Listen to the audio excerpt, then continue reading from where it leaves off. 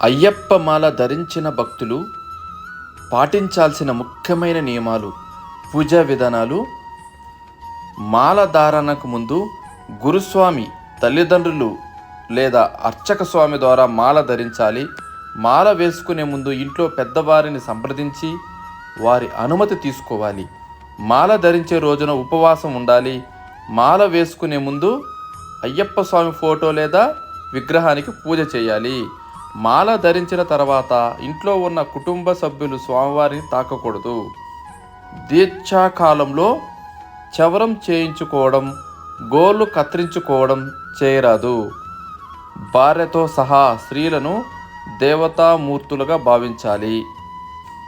మాల ధరించిన తర్వాత 41 రోజుల పాటు దీక్ష పాటించాలి.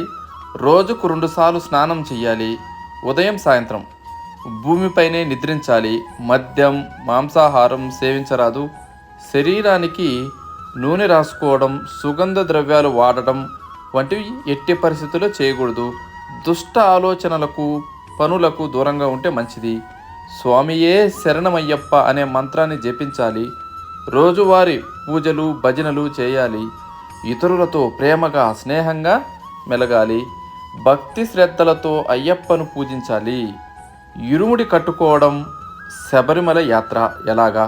41 రోజుల దీక్ష పూర్తయిన తర్వాత ఇరుముడి కట్టుకోవాలి. గురుస్వామి ఆధ్వర్యంలో శబరిమల యాత్రకు వెళ్ళాలి. శబరిమల అయ్యప్ప సన్నిధానంలో ఇరుముడిని విప్పి స్వామివారికి సమర్పించాలి. స్వామి దర్శనం తర్వాత ఇరుముడిని తిరిగి కట్టుకుని ఇంటికి చేరుకోవాలి. మాల విసర్జన కూడా గురుస్వామి ఆధ్వర్యంలో చేయాలి.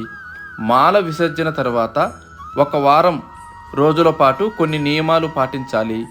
తల్లిదండ్రులు, దగ్గరి బంధువులు మరణిస్తే మాలను విసర్జింప చేయాలి. అలాగే భార్య మరణించిన తర్వాత కూడా కొంతకాలం మాలాధారణకు దూరంగా ఉండాలి.